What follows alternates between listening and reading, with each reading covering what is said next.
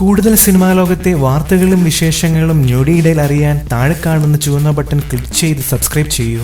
ഏറെ നാളുകൾക്ക് ശേഷമാണ് ദിലീപിന്റെ ഒരു സിനിമ തിയേറ്ററിൽ എത്തുന്നത്. ഏറെ പ്രതീക്ഷകളോടെ എത്തിയ ജോർജ് സ്ഫൂരം പക്ഷേ ആരാധകരെ പോലും നിരാശപ്പെടുത്തുന്ന തരത്തിലാണ് ഇപ്പോൾ പ്രദർശനം തുടരുന്നത്. ആദ്യ ദിവസം തിയേറ്ററിൽ മോശമില്ലാത്ത കളക്ഷനും സമ്മിശ്ര പ്രതികരണങ്ങളും നേടിയെങ്കിലും ദിവസം കഴിയുന്തോറും അത് പിന്നോട്ട് പോകുകയാണ്. റിലീസ് ചെയ്ത് 4-ാം ദിവസം പിന്നിടുമ്പോഴേക്കും ചിത്രം നേടിയത് 4 കോടി രൂപയാണ്.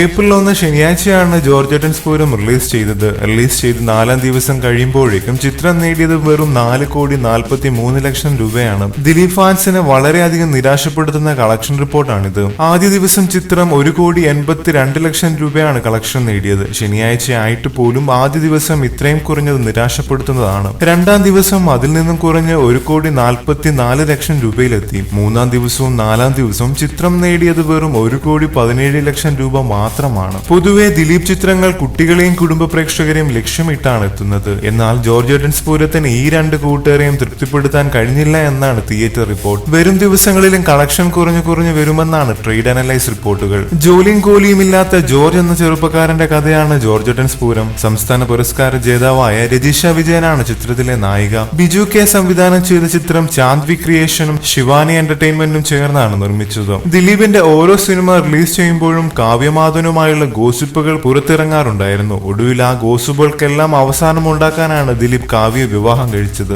ദിലീപ് കാവ്യ വിവാഹത്തിന് ശേഷമുള്ള ആദ്യത്തെ റിലീസാണ് ജോർജ് സ്ഫൂരം. എന്നാൽ വിവാഹത്തിനോ കാവ്യയ്ക്കോ ദിലീപിനെ രക്ഷിക്കാൻ കഴിഞ്ഞില്ല.